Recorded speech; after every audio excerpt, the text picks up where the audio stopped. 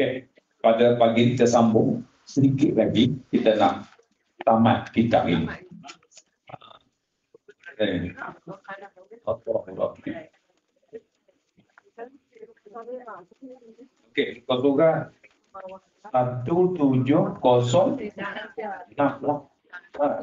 5 dah tamat kan? Okey. Sambungan surah 107 jilid yang ke-7 Al-Fiqh Al-Manhaji ala Madhhab Imam Syafi'i, kitab bagi mazhab Asy-Syafi'i. Jadi kita kena jadi keluarkan Al-Pustaka Salam dah, ini kitab saya. Baik. Hak dan juga implikasi kontrak, ataupun kita boleh tukar dia kontrak itu sebagai akad. Kontrak masa akad lah kan? Akad perwakilan. Mana perwakilan di dalam masalah perwakilan ini kita telah bincang dah macam mana rukun dia dan juga apakah cara-cara dan kaedahnya kita melantik dia sebagai wakil ataupun ejen, kita sebagai pewakil umpama contoh, ataupun kita menjadi wakil kepada pewakil wakil kepada yang mewakilkan kepada kita, ataupun macam mana, dan telah pun kita telah bincangkan sebelum ini. Okey, kemudian pada hari ini dan implikasi, jadi kesan dan implikasinya masuk kesan. Hak dan implikasi kesan ataupun akad kontrak dan akad perwakilan. Perwakilan maksud dan masalah wakil lah. Maksud yang dikatakan hak-hak kontrak ataupun akad ialah segala tindakan yang perlu dilakukan untuk mencapai tujuan kontrak itu. Mana apa sebab apa kita buat akad tu? Nah, dia sebenarnya kita angkat tu supaya kita dapat capai suatu matlamat kita. Makna matlamat apabila kita lantik orang wakil, wakil tu, maka kita nak sampai satu matlamat kita, tujuan kita tu supaya kita dapat suatu benda yang di depan. Dengan sebab kita lantik dia tu, maka untuk pemudah cara kita umpamanya, ataupun untuk memudahkan kerja kita, dan juga kita lantik dia tu atas sebab-sebab boleh jadi kita tidak ada kepakaran dan seumpamanya dia ada pakar, maka kita bayar upah dia dah. Upah dia tu upah yang dia wakil kepada kita dah. Jadi maknanya dia kata tindakan ini perlu dilakukan untuk mencapai tujuan kontrak, tujuan akad. Apa sebenarnya tujuan akad? Contohnya kata dia penyerahan barang jualan dan penerimaan bayaran dalam kontrak ataupun akad jual beli. Serah barang jualan dan kita terima bayaran dalam akad jual beli. Demikian juga dengan tuntutan mahar dalam akad nikah ataupun sebagainya. Akad nikah, mahar maknanya mas kahwin tu dah. Bukan hantaran dah. Kalau di Kelantan dicampur. Dia ada hantaran. Dia makan mas kahwin je. Kalau mas kahwin sekarang ni paling kurang 10,000 lah. Yang kebiasaan lah tu. Kalau tidak sekarang ini dah jadi 15 mas kahwin dia. Jadi hantaran tu, hantaran tidak ada. Kalau di adat di Kelantan lah. Kemudian kalau masalah kenduri ke katil ke almari ke apa ke bilik itu semua ditanggung oleh pihak perempuan di Kelantan. Tapi di sini laki yang akan bagi duit dalam 20,000 hantaran tu untuk beli katil, beli tilam, beli apa semua sekali tu nak hiasi dan majlis kenduri tersebut. Tapi di Kelantan tidak begitulah. Saya jawab je dah.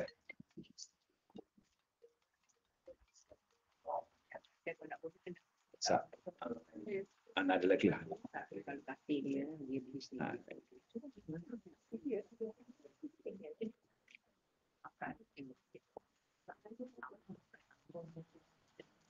Demikian juga dengan tuntutan mahar dan akad nikah ataupun sebagainya. Sebab apa kita hantar ejen tu ataupun wakil kita tu supaya nak menetapkan berapa mahkah mas kahwin sebab tu kan. Kita tahu tengok kita ada hantar wakil, tengoklah nikah tu siapa dia jadi orang tengok. Tak ada. Ayah kita. Ayah kita ni bincang dengan ayah perempuan kita, mertua kita ni. Orang lelaki dia mertua dia. Betul bincang macam berapa mas kahwin. Dah, hantaran berapa? Ada. Itu yang dia masukkan tu. Jadi tujuan apa? Tujuan nak mencapai tujuan kontrak.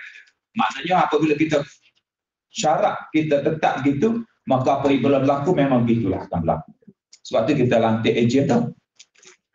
Nah, lantik yang wakil kepada kita dulu. Perempuan, pihak perempuan sebab ayah dia kan. Kadang-kadang tak berani ayah lantik orang lain. Puak saudara. Jadi pihak lelaki ni, ayah dia ataupun orang lain lah menjadi wakil kepada dia untuk bincang mahar, untuk bincang mas kahwin, untuk bincang apa nama ni, hantaran 7 dulang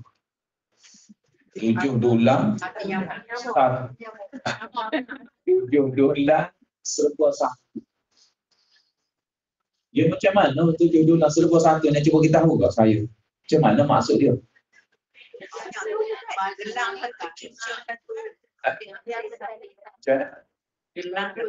Gelang satu, rantai satu, cincang satu. Mana serba satu ni semua dari tubuh perempuan itu. Gelang kaki tu masuk juga. Dia masuk.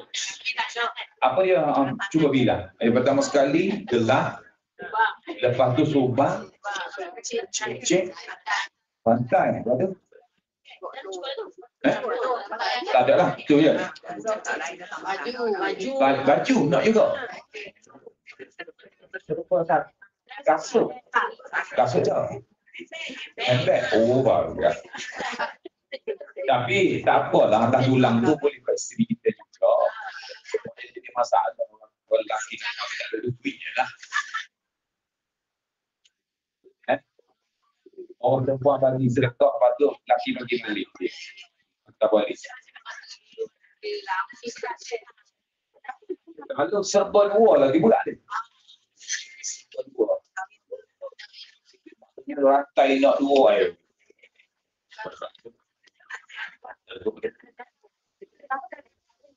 Ada orang buat serba satu tak ada. Tapi biasanya tak sebut serba satu ni kerana ya.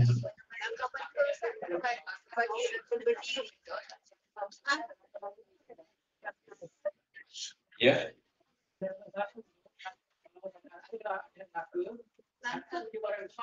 Okey. Make up kena juga.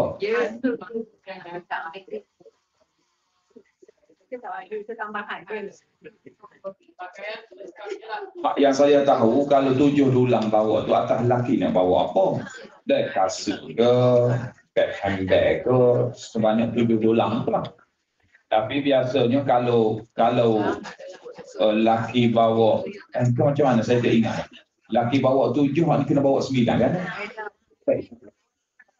Lelaki kena lebih. Lelaki kena lebih ke perempuan kena lebih. Jadi ada lah. Kalau bawa sama tak apa kan? Tapi jarang saya tengok orang yang kahwin kali kedua bawa beli. Ada ke? Ada.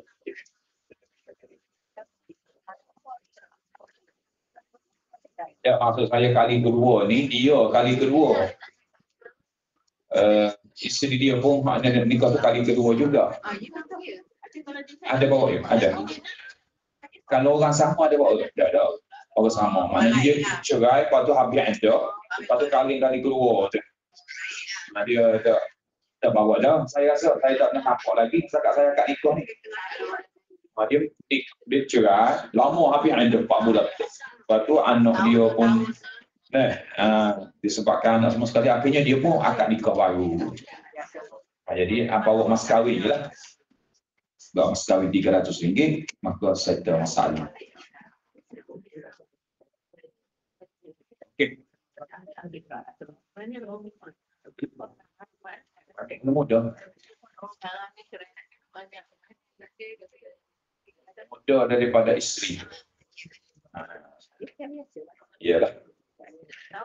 Okey, boleh kan? Itu maksudnya implikasi ataupun hukum kontrak ataupun akad pula ialah tujuan kontrak. Maknanya implikasi kesan daripada hukum kontrak tadi ialah tujuan kontrak. Contohnya pengesahan hak milik barang yang dijual kepada pembeli, keizinan bersetubuh dengan isteri dalam akad nikah ataupun sebagainya. Perbincangan kita di sini ialah siapakah yang memiliki hak dan hukum kontrak ini. Maknanya contohnya dia kata wakil ataupun pewakil jadi berhak. Kita baca sekali lagi deh. Contohnya dia kata pengesahan hak milik itu. Barang yang dijual dan sebab barang yang dijual itu kepada pembeli itu milik siapa sebenarnya benar. Keizinan bersetubuh dengan isteri dalam akad nikah itu ataupun sebagainya. Perbincangan kita di sini, adakah ia siapakah yang memiliki hak benda itu ataupun hukum kontrak itu. Wakil ataupun pewakil.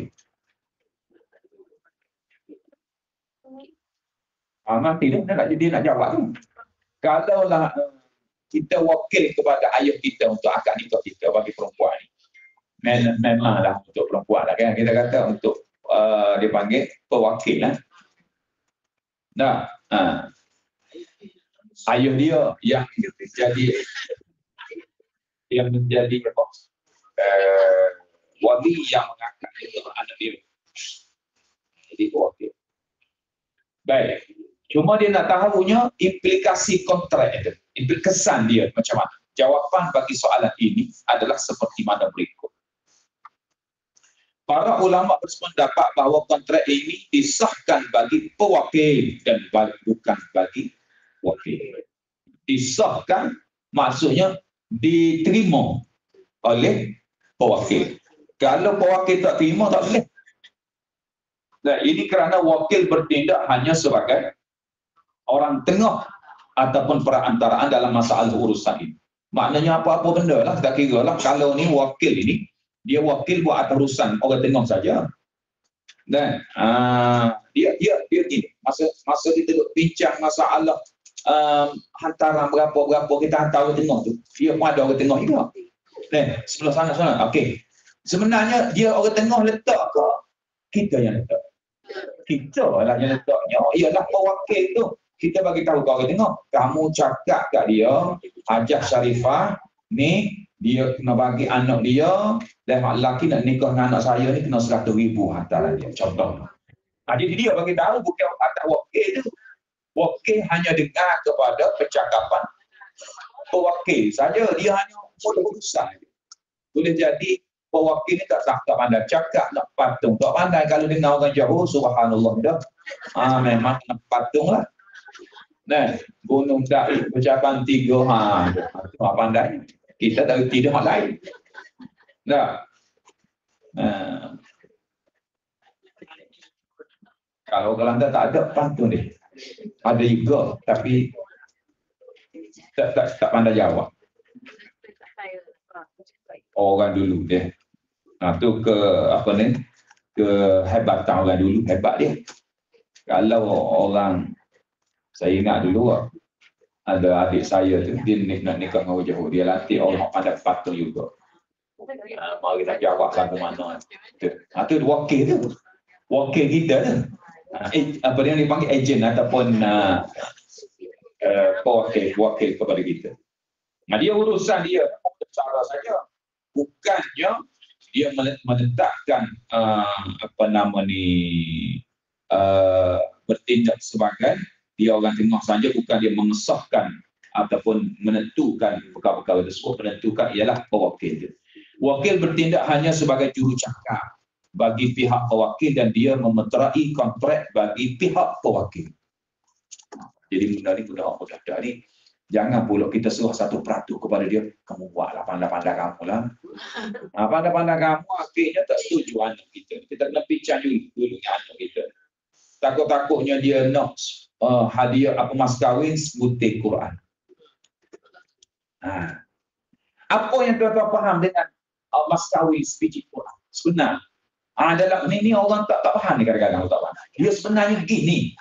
Dia ni kalau kita mas kahwin sebiji Quran, sebuah Quran sebenarnya besar daripada orang. Dia ada mas kahwin 100,000 ni. Sebab apa? Isikan satu, kena ajar isteri tu Quran tu sampai 30 juzuk. Pandai ke tak? Ini pandai-pandai nak buat support Quran. Dia ajar ke tak bini dia?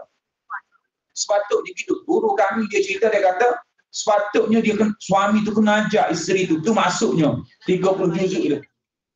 30 juzuk Quran tu, sebuah Quran tu suami kena ajar bini dia Quran. Mampu ke tak?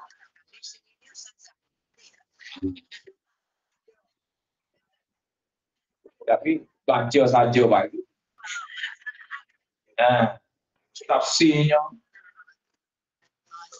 Oh, tapi sekarang ni orang dia kata dia mas kahwin sebiji Quran dia.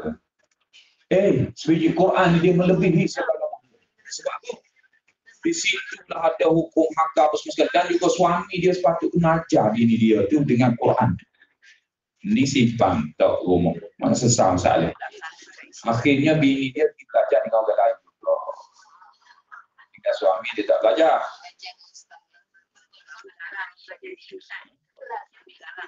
Suami free. Busy. Busy deh. Suruh isteri dia belajar dengan orang. Kalau dia tengok gitu juga. Anak-anak kita ni, ustaz dah, suami dia, apa dia, ayah dia, mak dia tu ustazah, tapi ayah nak ajar anak dia. Dia kena hantar Quran dengan orang lain juga. Padahalnya tak fit dia, ayah dia, tapi tak ngapa dengan ayah dia. Kebanyakan tak. Dia kena hantar sebab anak ni kadang-kadang dia kita dimanja. Manja lah, lepas tu ada keren tu, keren ni, macam-macam. Kalau dengan orang lain, dia takut sikit kan. Cumanya, kita tak boleh lepaslah ajaran yang mula-mula sekali kita daripada ibu bapa lah. Itulah dia panggil guru kita yang pertama-tama sekali. Yang sangat berjasa berbanding guru-guru yang lain. Tu jangan lupa tu, waktu mak ayah kita tu sebagai guru kita sebenarnya. Dia mengajar kita bercakap, dia mengajar kita makan, dia mengajar kita buat benda ni. Guru kita. Guru. Dia duduk dalam kereta. Cuba baca doa sikit. Nah, dia nak main dengan anak dia. Itu guru kita. Selain daripada guru ni. Untuk kita tu sekarang. Dalam tafakuh fiddin itu guru juga. Tapi guru yang sangat berjasa ialah ibu bapa tu. Guru kepada kita. Asal dia. Jangan tinggal tu guru kita tu. Dialah guru, dialah pendidik, dialah tempat merintih kasih, tempat merintih kesedihan. Dia belakang. Ayah tak ada. Kita lah pula Pak Ayah.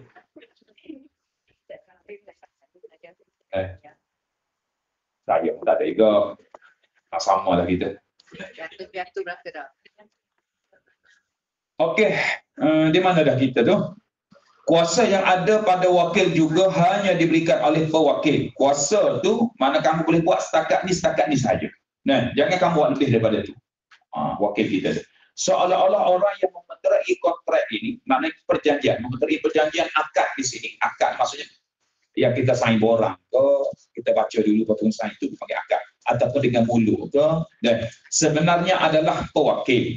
Dia kata seolah-olah yang memeterikan kontrak ini sebenarnya pewakil.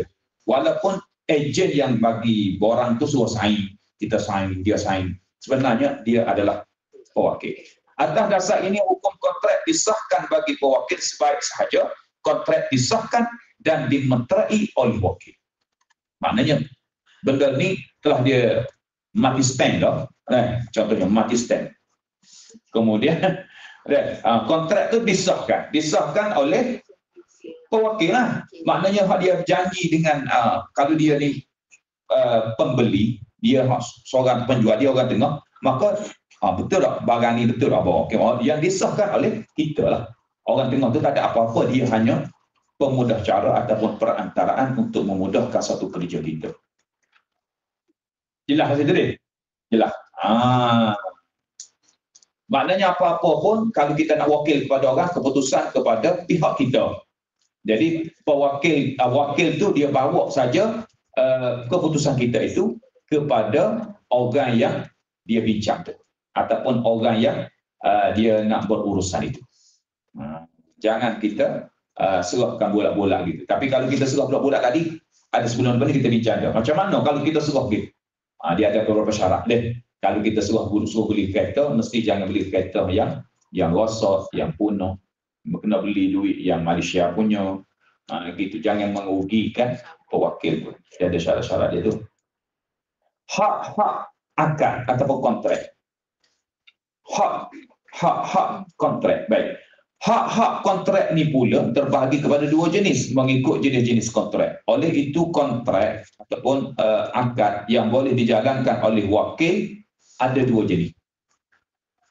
Ada dua jenis. Jadi macam tadi, mas kahwin tu, kalau orang kahwin dia boleh kepada isteri dia. Jadi suami tak boleh ambil apa tu. Mas kahwin tu kali RM300, RM300 tanya dia. Kalau di Kelantan RM10,000 tak boleh ambil suami tu, hak dia. Dan hak dia, kalau dia nak tidur pada malam tu, suami tak bagi lagi. Dia kata awak nak tidur kat luar. Tu hak dia. Sebab awak tak bagi lagi mas kahwin tu. Kena bagi dulu.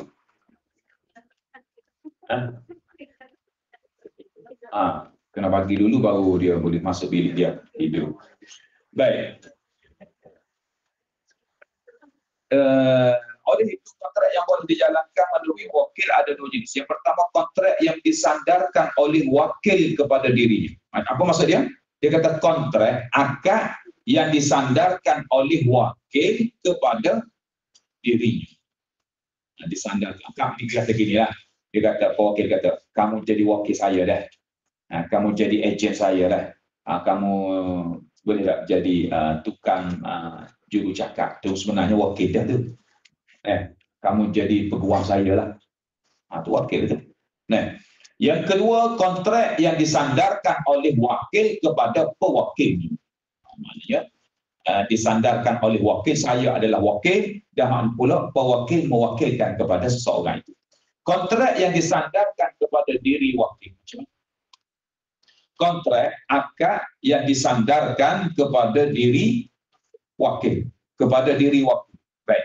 Ia berlaku dalam kontrak seperti jual beli, sewa dan sebagainya. Dalam kontrak tersebut seperti ini, wakil akan berkata kepada pihak kedua, saya jual dan contohnya, atau saya beli, atau saya sewa tanpa menyebut bagi pihak pewakil ataupun untuk pewakil. Jadi kita lantik dia tu, mana dia tak perlulah kata, dan dia tak perlu kata saya ni wakil daripada tu saya beli dah untuk tuan kita. Kalau dia kata pun tak ada masalah.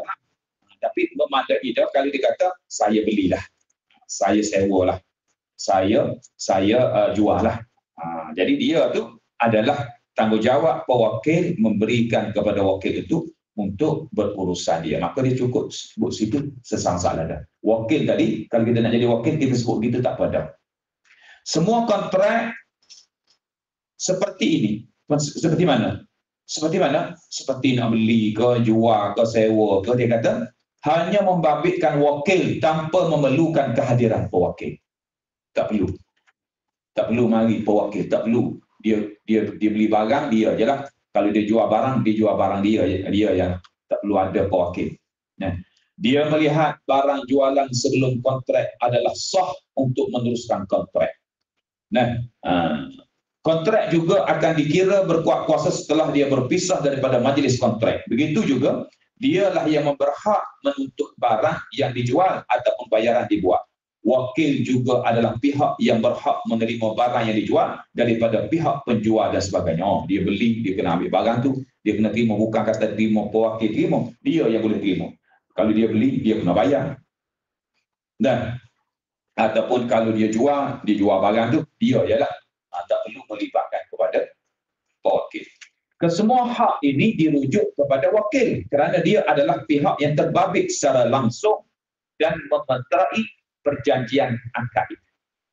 Jadi dia yang padan dengan dia je. Masalah jual beli, masalah sewa, dan dia berurusan sendirilah dengan pihak yang berurusan itu. Maknanya wakil kita lah tak perlu kepada kita pewakil. Okey, selesai. Kontrak yang disandarkan kepada pewakil pula. Saya ni wakil kepada sekian-sekian. Saya ni wakil kepada sekian-sekian. Disebut gitu. Macam gini. Saya, Ustaz, boleh tak Ustaz wakil? Saya wakil kepada Ustaz untuk akad nikah anak saya. Ayah dia kata gitu kan. Sebenarnya wali kena akad nikah. Tapi wali ni dia mungkin dia gugup dah sopang dia kata ustaz saya tak berapa sedap. Jadi ustaz dia tak saya wakil kepada ustaz. Ustaz wakil untuk akad nikah anak saya ini dengan sekian-sekian dengan mas kahwin sekian-sekian. Saya pun Muhammad bin Abdullah. Ya saya nikahkan engkau dan saya akan kahwinkan engkau dengan putri Sarah binti Muhammad dengan yang diwakilkan, yang telah berwakil wali bapanya kepada saya. Dia kena sebut tu. Kena sebut tu. Yang telah berwakil wali bapanya kepada saya dengan mas kahwin RM300 tunai. Jadi dia pun jawablah, saya terima nikahnya putri Sarah binti Muhammad dengan mas kahwin RM300 tunai. Sah, dah. Selesai. Mudah je Ji nak nikah Ji. Ada cara tak? Ada main Ustaz Akak.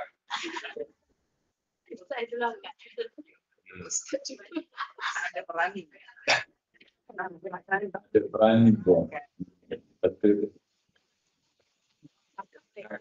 Balik nanti tak jumpa tangga. Pun tak tangga lah.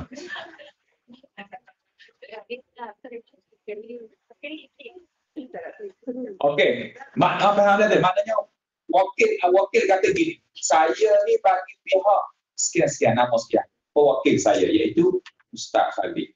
Jadi wakil tu disandarkan kepada wakil tu apa benda? Dia kata kontrak yang disandarkan kepada wakil adalah seperti perkahwinan. Betul kita sebut ni. Perkahwinan tu saya kena sebut tu, saya wakil kepada sekian-sekian. Kita kena sebut tu. Tadi tak sebut apa jual beli tadi. Tak sebut apa kalau kita jadi wakil. Kalau kita sebut tak boleh, dia tak ada masalah. Cuma kalau kita tak sebut pun tak apa sebabnya dia kata masalah jual beli dan juga apa semua sekali ni hak kepada wakil dah. Kita serah kepada dia dah. Mandat kepada dia panggil. Tapi dalam masalah perkahwinan dia kena sebut. Saya wakil kepada walinya, kepada wali nama gapa perempuan tu. Gitu. Begitu juga khulung. Khulung apa khulung? Khulung ni tepuk tolak. Tepuk tolak. Tahu maksud tepuk tolak? Faham tepuk tolak ni? Dia mas kahwin dia tu pulang balik. Jadi sebab apa? Isteri nak cerai sangat-sangat dengan suami dia. Dan boleh jadi suami dia ni ada masalah-masalah yang tertentu. Dia khuluk ni kita boleh. Yang pertama sekali, dan sekarang kita boleh. Dia ada syarat-syarat dia. Khuluk kita tak boleh. Kita kata, saya dah tak suka dengan suami. Saya tak suka dah. Sebab apa? Rupa-rupanya ada lelaki lain. Jadi kita pun nak khuluk. Tak boleh. Tak boleh. Melainkan dicerai oleh suami dia. Dia ada sebab dia. Nak khuluk ni sebabnya dia tak bagi nafkah sahih, batin, atau dia ada, lepas tu dia pukul, sepak terajam, tak tidur sekali dah saya tak nak hidup dengan dia, sebab saya ni diserang dari segi mental dan juga fizikal saya pergi mahkamah, jadi hakim saya nak tebus tolak. Jadi hakim pun tengok, ada tak masa taklik tu, ada benda tu. Kalau biasanya taklik tu dia ada sebut tu. Dengan kalau berlaku gitulah maka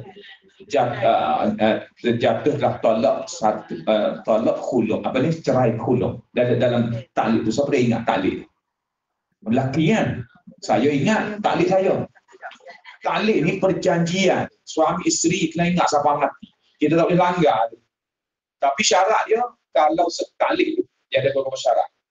Adalah saya nama sekian sekiranya saya tidak memberi nafkah zahir dan batin selama 4 bulan qamariah. Ada dengan isteri saya ataupun wakil saya tidak memberi nafkah kepada dia dan selama 4 bulan qamariah, 4 bulan berturut-turut, dan ataupun saya telah mendera dia ataupun saya telah membuat darar syar'i kepada dia dan kepada dia gini. Kemudian siapa sekalinya, akhir sekali sekiranya dia pergi mengadu kepada qadhi dan dia membayar kepada qadhi RM10 dan akan terjatuhlah talak sekian nama tu dengan talak khuluk. Tebuh tolak. Dan berlaku juga tebuh tolak ni, isteri yang tak naklah kepada suami, dan suami sanggup, suami kata, bayar aku 200,000. Saya akan ceraikan awak.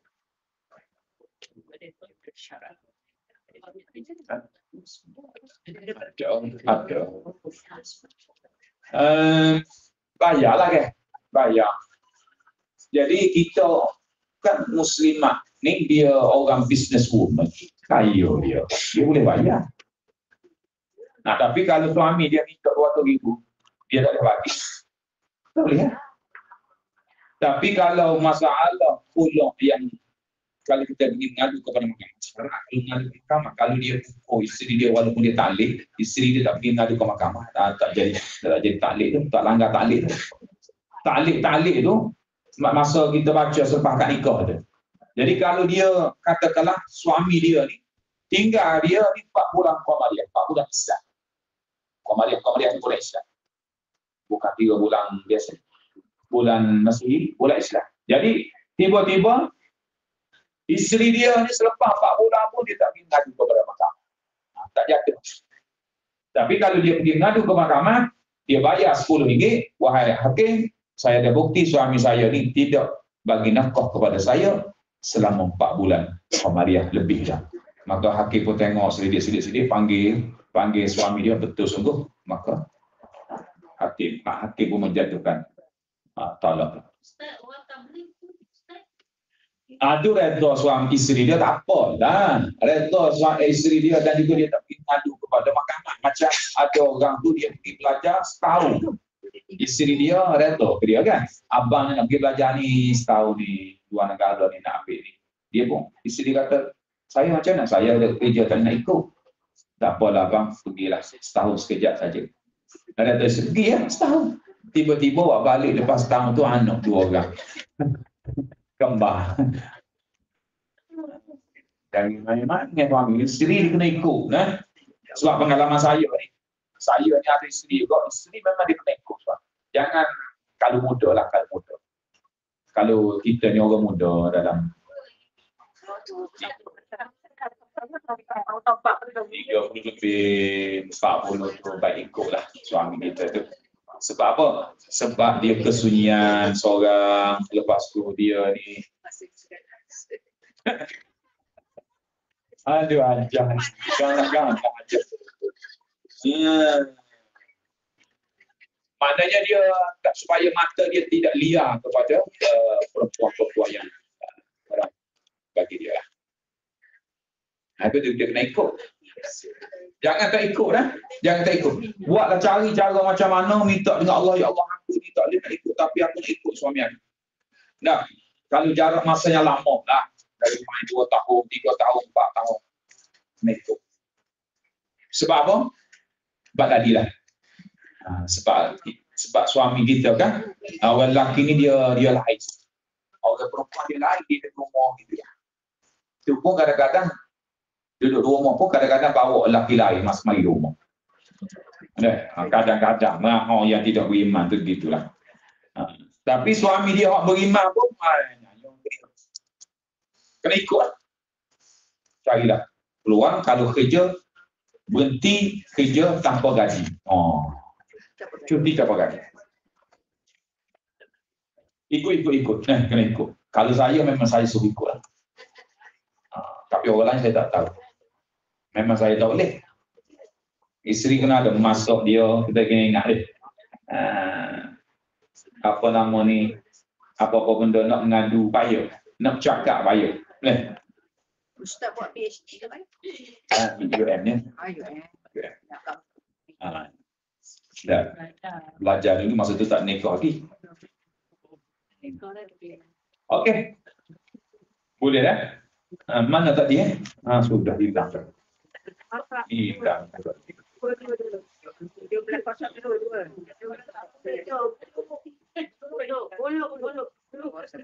Ulung. Okey. Ulung.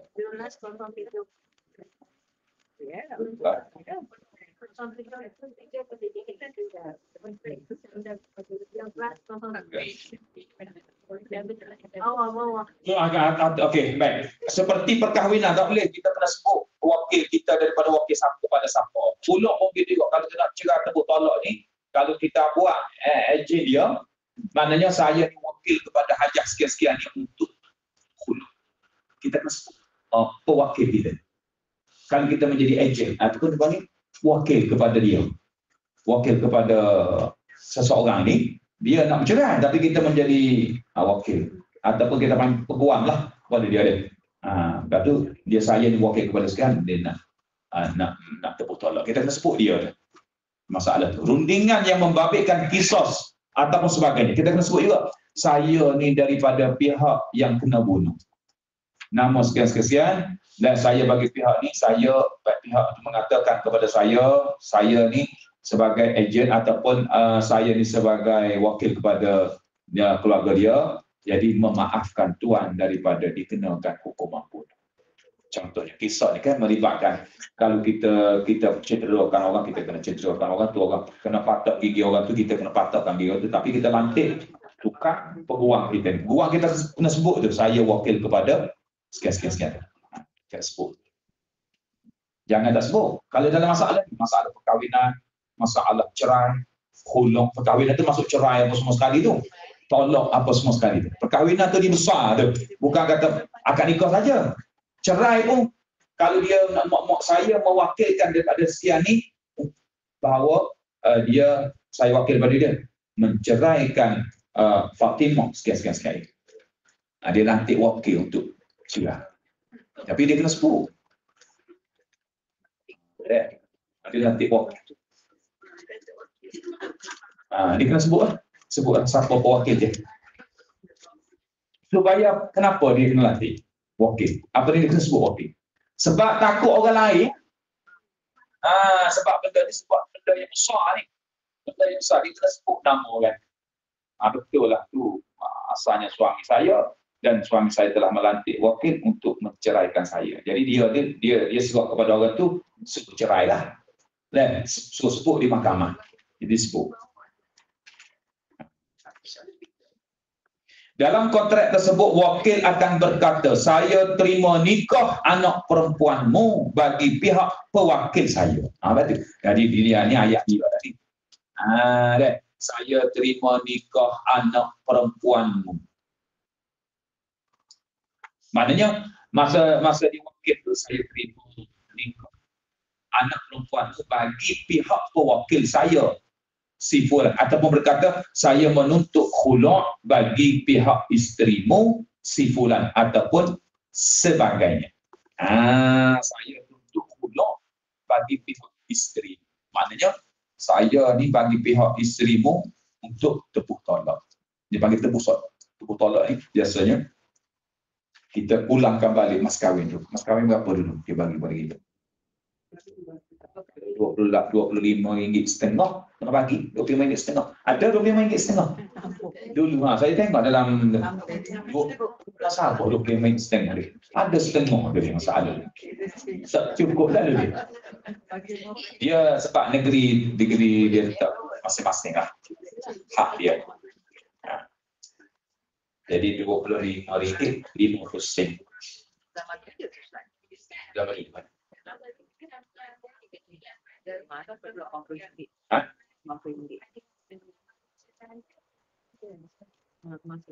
Cerai.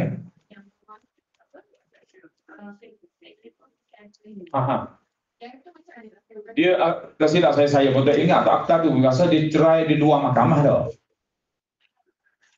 Saya tak ingat salah. Saya lah dia kena hukuman tu, dia kena denda kalau cerai di luar mahkamah. Dia mesti kena bercerai di dalam mahkamah. Macam artis kita baru ni lah. Jadi masang habis orang perempuan. Marah ke suami dia. Apa nama? Fatah Ami dengan apa? Pasurah dia. Cerah dia. Cerah dia, insyaAllah. Buat bawa asal orang masing-masing lah ya. Akad nikah baru. Tak boleh, dia nak kena rujuk. Dia kena akad nikah baru. Kena bina dia. Kena bina balik. Bini dia tak nak kepada sebab bini tak nak. Kalau suami cerai, dia tidak rujuk balik sebab dia atas suami. Ini sekarang ni bini tak nak ada. Bini tak nak kepada suami cara dia nya.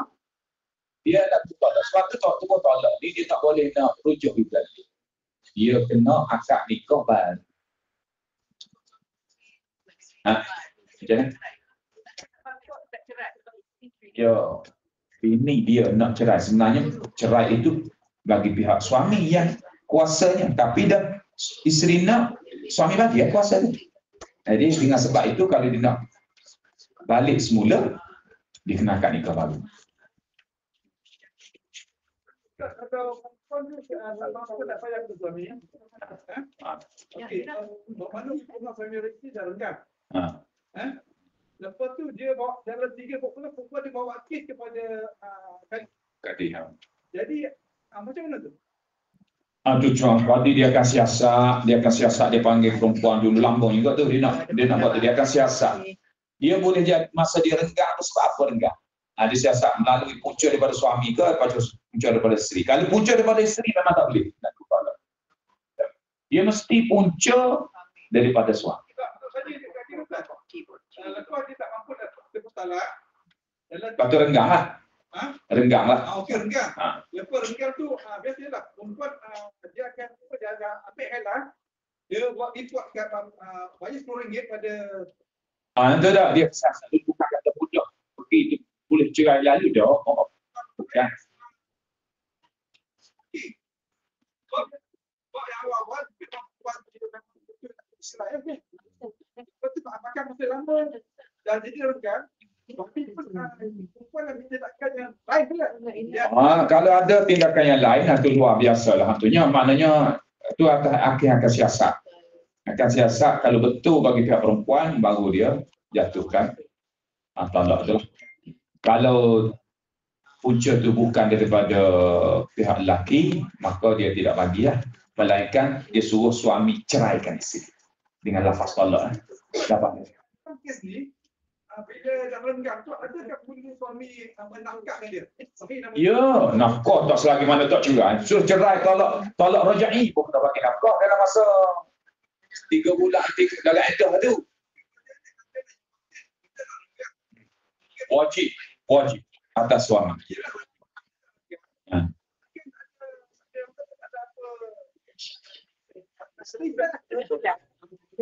Ada efek pun, dia memang gitulah. Efek nafkah zahir yang mana boleh bagi kena bagi. Beli bawang, beli minyak, beli nasi, beli beras, beli apa, beli ubat-ubatan, kena beli. Tempat tinggal wajib. Begitu. Ada batin tu sebab dia berbalah tu lah. Dia berbalah tu kan memang terjadi sekali dah. Macam kucing dengan anjing tu. Kita boleh nak kata apa dah hatinya. Ada siasat, akhir akan siasat tu. Lepas tu bagi apa tadi? Saya ingat. Dia akan siasat siapa yang salah. Nah, ingat tu kan. Tapi biasanya kalau perempuan dia aktif TikTok, dia ni orang baik. Contohnya lah saya kata orang baik. Lepas tu suami dia ni macam-macam dia buat hal dia. Jadi dia tak tahan dengan suami dia nak pergi tebus talak lah. Jadi biasanya apabila sudah bercerai dengan kuno, biasanya jarang berlaku nak rujuk balik. Saya pengetahuan saya pengalaman saya ni jarang kalau isteri tu dia tebus talak, dia akan nikah pula dengan suami dia jarang. Jarang sangat berlaku. Sebab apa? Sebab lepas tu boleh jadi hati dia tak nak kali. Tak tahu lah. Tapi ada juga, bukan kata semua, ada juga rasa sedap rasa dah anak-anak akhirnya pergi jumpa balik, kita balik semula lah. Jadi biasanya payahlah nak berlaku kalau isteri ni tebus talak. Biasanya nak rujuk balik tu, nak kahwin, nak akad nikah baru balik tu tak jumpa orang yang sama lah. Dia akan jumpa orang lain. lagi ni ada banyak kain baru dengan Kahwin barulah. Barulah. Okey. Sebab tu kita kena tanya status suami. Kalau kita nak jadi suami, kita kena sintik juga suami kepada kita lah. Dia tu ada isu ke apa? Masa sebab baru dia harmoni kita kalau nak kahwin dengan duda tu deh. Bukan saya, memang saya ajar lah. Tapi ini pengalaman. Kita kena tengok status dia bercerai tu sebab apa? tapi macam mana tak? Tu pandai-pandai lah cara kita macam mana nak selidik orang perempuan hebat hati dia tengok Facebook, dia tengok apa. Dia tanya orang tu, tanya orang ni. Khabar-khabar dia memang stalkers. Dia memang hebat hati daripada orang lelaki dia. Memang dia kena selidik. Walaupun dia tak duda pun, dia orang bujang pun dia kena selidik juga. Dia kena selidik juga. Dia ni anak siapa? Di kampung dia macam mana? Dia tanya orang terdekat situ, dia ni macam mana semayang, kata orang lagi, oh ni budak pagi baik, bagus. Orang kampung-kampung dia cakap. Baru kita ni. Kalau dia boleh dapat report daripada Jawi tak? Kalau di Jawi, kita minta persendirian lah. InsyaAllah dia pasti kalau kita nak tengok, saya nak tahu saja. Sebab saya ni nak menjadikan dia sebagai suami saya. Jadi saya nak tahu. Dia ni bercerai sebab apa tu je. Ataupun tanya dia sendiri. Tapi tanya dia sendiri tak tepat mana. Sebab apa? Dia akan cakap betul apa dia.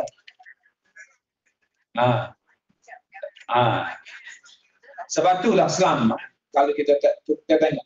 Kalau orang perempuan dia nak kahwin dengan duda ni, dia selamat. Bagi saya selamat. Iaitu apabila dia kahwin bini lelaki tu mati. Itu lagi selamat lah. Maknanya bini dia dulu meninggal dia. Berapa lama dia nikah? Lama, 10 tahun. Jadi ni bagi saya paling selamat lah.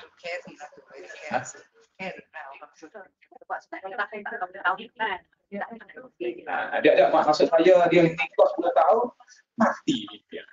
Jadi dia menduda lah. Jadi orang perempuan ni dia nak selamat, dia kena sedih lah. Jadi dia ni bini mati. Sama. Mana? Duit tak ada. Duit pencen tak ada. Dah, kawan. Kerja lah. Sebab itu begitu juga orang lelaki dia nak menikah dengan orang perempuan yang pernah bercerai hidup. Dia kena selidik. Bukan selidik maksudnya sampai keluar cacing. Maksudnya kita tanya orang macam mana orang ni, macam mana orang ni, okey kawan-kawan dia, okey ke sepejabat dia. Itu caranya. Jangan kita terima bulat-bulat. Tidak, nanti kita akan terkena dan tidak akan lama menikah dengan dia, boleh jadi kita akan berpisah. Saya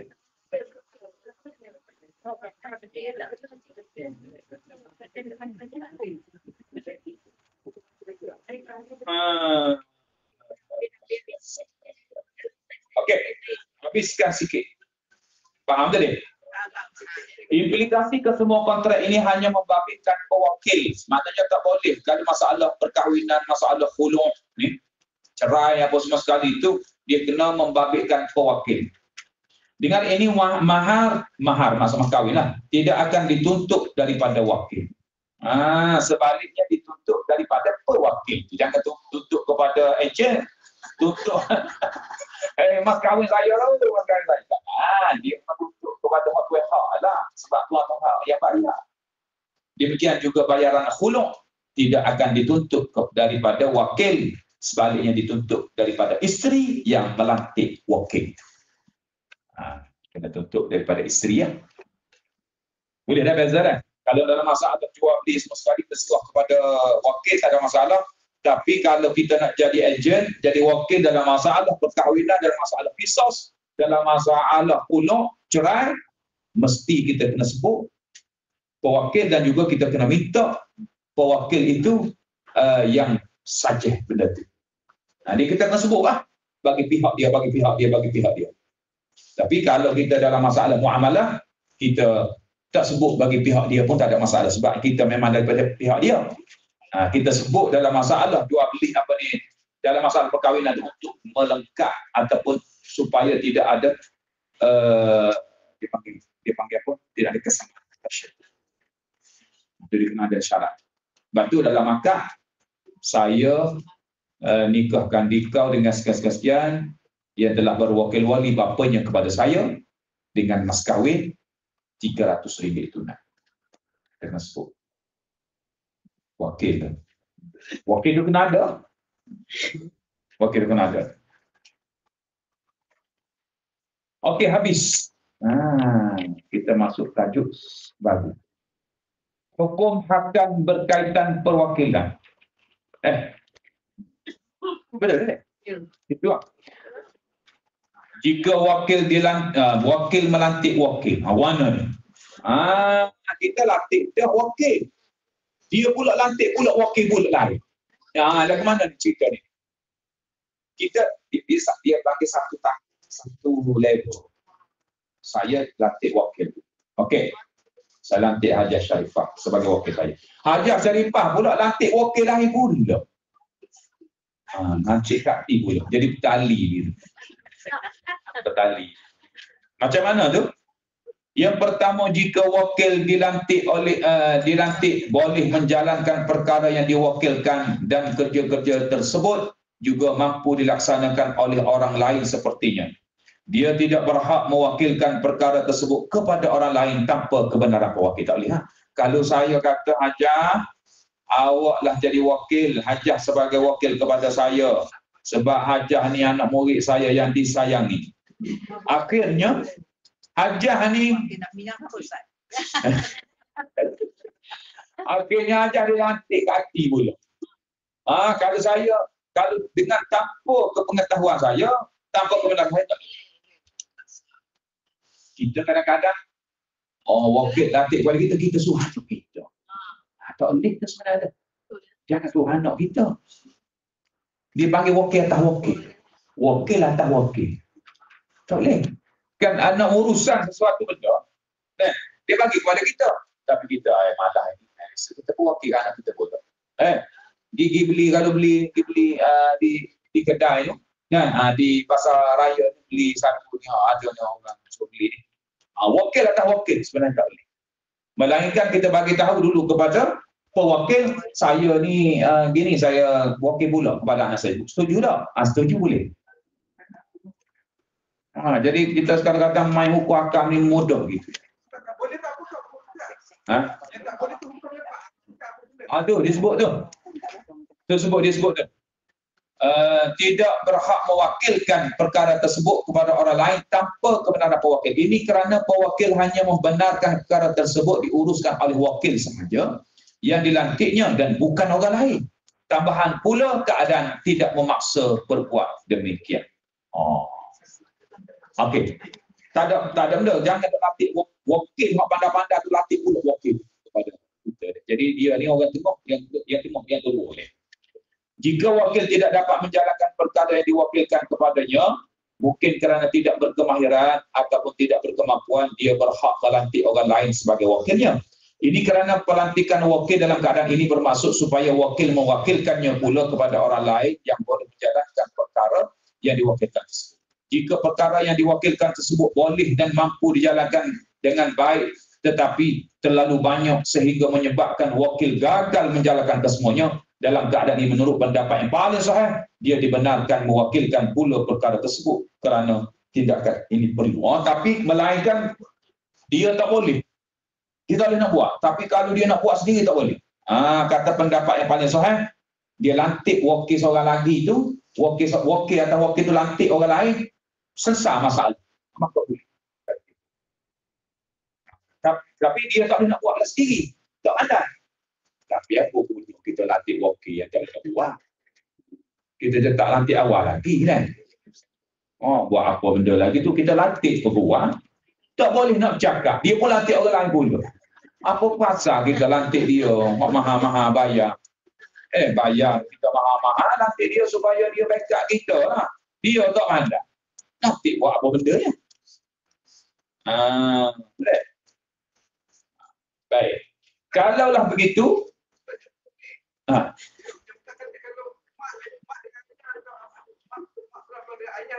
bertanya. Terus saja. Oh, kalau kiranya sebabnya bukan keizinan dia.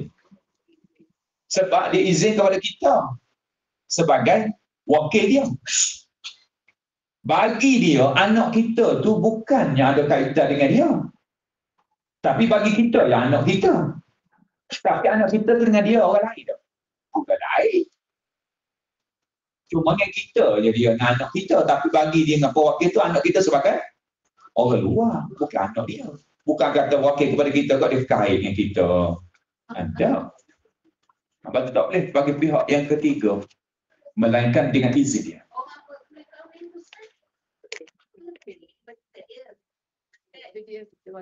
Dia swasta orang lain beda-beda. Tapi dia bertanggungjawab atas dia lah kan. Atas dia lah. Maknanya pelakor apa-apa kita atas dia. Dan itu dia sah dia.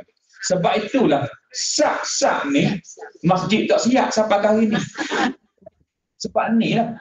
Nanti Islam dia tak lagi. Masjid tak akan siap. Dan macam mana dia terima banyak ni? Dia sah. Akhirnya sah.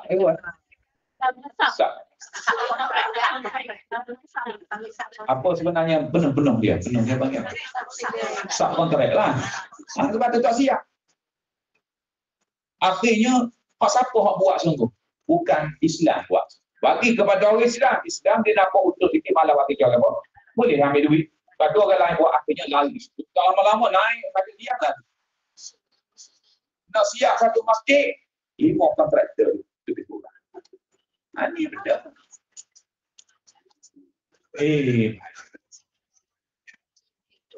Dah untung atas lagi, untung lah. Tapi dia sak-sak tu.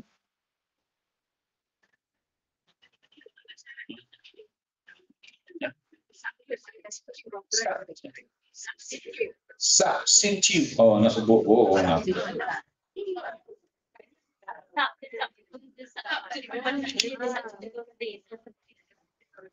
Tapi kalau kita nak sah boleh. Satu syarat tadilah. Dapat persetujuan daripada pihak. Okey. Boleh. Ataupun kita memang tak mampu nak buat. Tak boleh. Berkata pandangan yang paling sahih, kalau kita sah hari ni siap kita ni. Kerja ni dan lepas tu pula memang menguntungkan kepada pewakil. Maka dibolehkan. Tapi apa guna pewakil lantik dia tu nak buat sebuah masjid tu? Memang dia pandai, dia ada kontraktor, dia ada engineer yang dia ada semua sekali biologi dia. Kan kita nak tengok buat masjid tu. Dia letak batu berat dulu atas tanah. Kaji biologi dia. Kaji tanah supaya dia boleh imbang, boleh kali banyak mana tu kan. Semua dia cukup. Tapi tiba-tibanya dalam masa yang sama senyap-senyap Islam. Akhirnya dia ijtihad bergerak. Nak lari daripada bayar, bergerak, lari. Kesian pewakil. Ini jadi masalah. Hak nyanyi, jabatan kerajaan sama-sama nyanyi. Buat masjid, nyanyi. Tak siap. Buah-buah pula dengan kulit dia sangat gitu. Untuk stadium.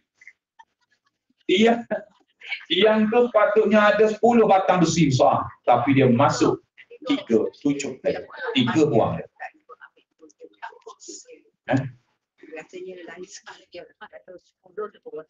Walaupun.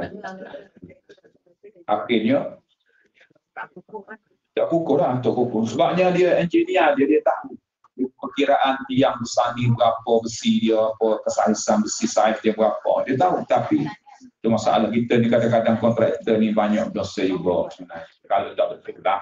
Janganlah jadi kontraktor yang tidak betul. Jadilah kontraktor yang betul. Lagi-lagi dah buat masjid, dia tak akan kaya dengan buat masjid, dengan tipu masjid. Sebab tu ada setengah-setengah kontraktor yang bukan Islam, dia tak nak buat masjid. Rumah ibadah. Dia takut dia orang per-Islam. Ada cerita kepada saya tak nak.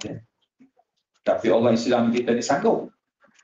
Asalkan dapat projek saja. Buat masjid lah. Tak kisahlah. Akhirnya sepatutnya kontraktor tu bagi hadiah sedekah kepada masjid. Buat lebih ke? Dia masih mengurangkan lagi. Tu akhirnya dia tak kaya dengan, dia tipu dengan buat masjid. Contohlah, tak kait dengan siapa-siapa lah. Jangan buat masjid rumah Allah Ta'ala ni Takut kita. Kita buat dengan tulus. Oleh kerana wakil dibenarkan melantik orang lain sebagai wakil yang wakil sama ada bagi pihak dirinya ataupun bagi pihak pewakilnya. Wakil disyaratkan melantik orang yang dipercayai untuk menjaga kepentingan pewakil.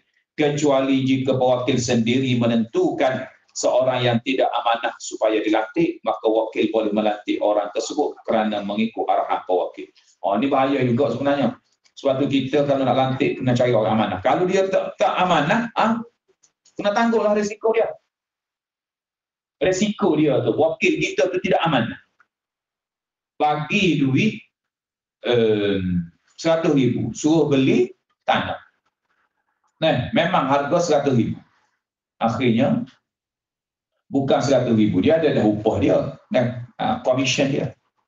Jadi dia beli harga 80,000 saja. Dia kata tulis resip 100,000 Dan 100,000 saya bayar pada awak 80 ya, dah 20 masuk poket saya. Ini benda-benda gini bahaya. Saya ingat dulu. Ayah saya cerita kalau kita buat program-program apa. Kalau kan dulu kan style tulis resip kan. Ikut kita nak tulis berapa pun. Dia tulis tukar kedah. Mac tukar kedah tu bangsa Cina dia. Mac tulis 200 dah. Dia beli 150 dah. Tulis 200 resip dah. Tulis Mac tulis. Wis 50 masuk poket dia. Tak betul dah kita. Takut kita. Lagu mana dia panggil? Tipu tu. Haram. RM50 dia makan duit tipu tu dia panggil tu. Sebab tu susah main dengan muamalah. Kan Nabi disebut kan. Ada riwayat kata Nabi yang paling akhir sekali masuk dalam syurga Nabi. Jadi daripada Nabi-Nabi dimakan tinggi. Tapi berbanding dengan Nabi kita malah berada. Dan nombor yang pada akhir ialah di kalangan Nabi-Nabi martabat tinggi itu, iaitu Nabi Sulaiman. Ada salah sebab dia apa? Bukan kerana dia dihitung kekayaan dia dah. Nak ceritanya dia tidak dihisap dah sebab dia Nabi. Cuma nak ceritanya dia di belakang daripada Nabi kita. Sebab Nabi kita ni dia duduk dalam keadaan miskin, tidak ada harta. Dia tinggal pun tak ada harta, melainkan dia tinggal dengan sunnah dan Quran saja kepada umat. Dia tak tinggal harta. Baca dalam hadis-hadis tu.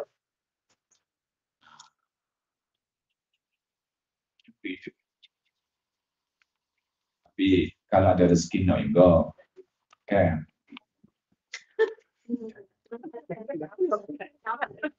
Adalah rezeki mahal lah, tak ada masalah. Orang kaya, Nabi katakan, orang yang paling hebat sekali di sisi Allah ialah orang kaya yang beriman. Sebab apa disebut itu? Kelebihan dia besar. Sebab biasanya kebanyakan orang kaya ni tidak beriman. Tak ada masalah, jadi dia kaya tapi dia beriman. Dia banyak hala daripada iman. Banyaklah punya jalan dia tu. Jadi ramailah pengkikis akan hadir dan pencukur akan hadir. Sama ada orang perempuan, sama ada orang lain kawan sahabat handai untuk mencukurkan duit dia. Sebab dia kaya. Akhirnya scam. Ingat tu, sama-sama tu. Adakah wakil kedua yang dilantik ini? Okey. Maka wakil boleh melantik orang tersebut kerana mengikut arahan pewakil. Baik. Adakah wakil kedua tadi yang dilantik ini dikira sebagai wakil kepada pewakil ataupun wakil kepada wakil pertama? Lagu mana? Saya lantik Hajah Sharifah. Hajah Sharifah lantik Kati. Jadi, adakah Kati ni wakil kedua saya atau wakil kepada wakil saya? Dia tengok dia jawab. Dia jawab tu tak jawab lagi. Ni ramai pokok sini jawab kan. Aduh. Jawapannya. Pandai jawab kali betul, alhamdulillah. Okey, tengok. Saya pula lagi buat ni. Jawapannya, sekiranya pewakil berkata, kalau dia tengok juga situasi dia, lantiklah orang ini bagi pihak anda. Kalau dia kata begitu, jadi orang pilih wakil lah. Nah, wakil kedua dikira sebagai wakil kepada wakil pertama lah. Tapi pewakil kata, Hajah Sharifah lantiklah Kak Ati ni sebagai wakil lah. Sebagai wakil awak. Dia tak ada masalah lah. Dia sebagai wakil kepada Hajah Sharifah, bukan saya. Bukan saya. Ini bermakna wakil pertama mempunyai kuasa melucutkan kuasa wakil kedua. Itu sebab dia. Maknanya Hajah Sharifah kata, Kati, awak bukan lagi ejen saya. Wakil saya. Itu kuasa dia. Saya tak nak dah awak. Dia kata, saya tak nak dah wakil saya. Tak ada apa. Bukan daripada saya. Saya tidak ada kuasa. Kati, saya kata, awak bukan wakil saya. Bukan, dia wakil kepada Hajah Sharifah. Bukan wakil kepada saya tu. Jadi Hajah Sharifah dah yang nak melucutkan jawatan dia, ataupun untuk membuang dia kerja, ataupun untuk dia meneruskan kerja itu. Sedap kau mengaji kau ni. Ya, tapi mau ada umur ni. Sangat-sangat. Orang tak ada baca. Dengan ini juga kuasa wakil kedua akan terlucut sekiranya wakil pertama dilucutkan kuasanya kedua lah. Ataupun apabila wakil pertama melucutkan kuasanya sendiri kerana kuasa wakil kedua tertakluk kepada kuasa wakil pertama.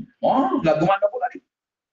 Maksudnya, ataupun apabila wakil pertama melucutkan kuasanya sendiri kerana kuasa wakil kedua bertakluk kepada kuasa wakil pertama. Okey. Kalau macam ni macam mana? Saya pecat Hajah Sharifah jadi wakil saja. Adakah secara automatik wakil kedua tu akan terpecat?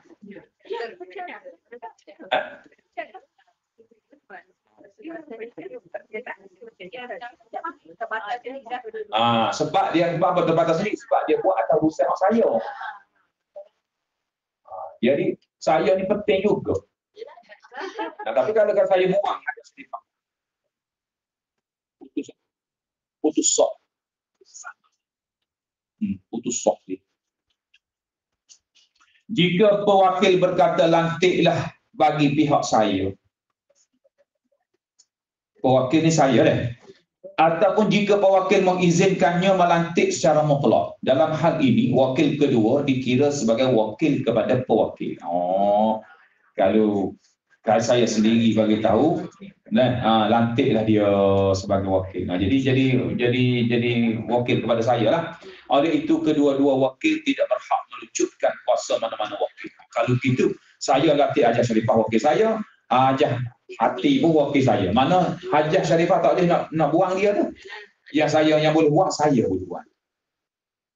Sebab dia bawah tanggungan saya. Tadi Hajah Sharifah yang lantik. Ni saya yang lantik dua-dua, maka dia tak boleh nak buang lah. Wakil kepada wakil lain dia tak boleh nak buang. Hanya pewakil yang berhak melucutkan kuasa mana-mana wakil yang dikehendakinya.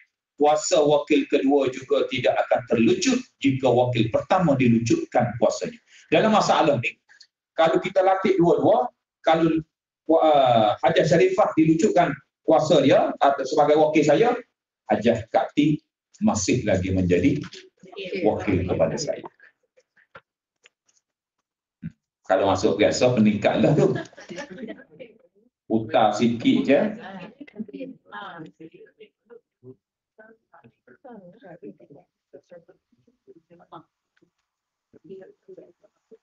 Yang kedua, pelantikan dengan upah. Wallahu a'lam. Habis itu dulu. Tak agak saya.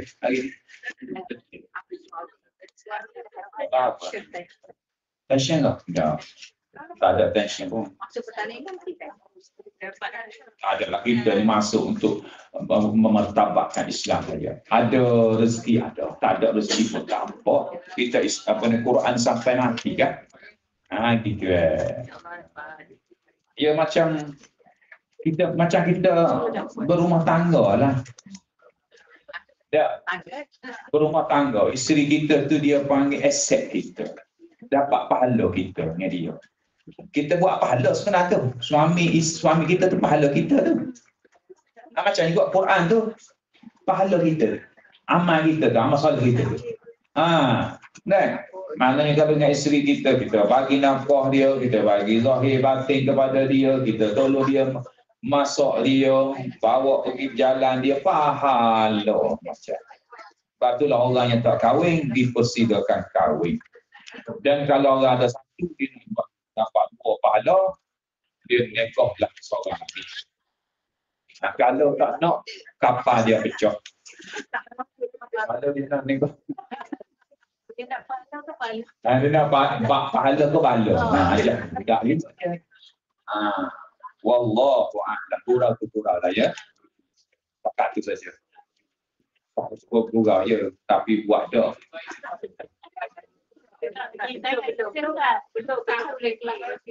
Serius? Serius ya. Kalau serius, ajak hidup. Kita omong-omong sekarang ni omong 60 ini dia tidak ada memikirkan benda-benda yang lain, tension lagi. Dia nak benar-benar seronok saja. Okey? Wallahu ta'ala alam. Habis itu.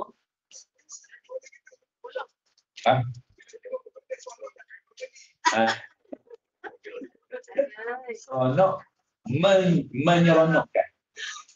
Tapi kena satu masa ni pedih menyedihkan, mempedihkan. Wallahu ta'ala alam. A'udzu billahi minasyaitonir rajim. Allahumma ja'al jam'ana.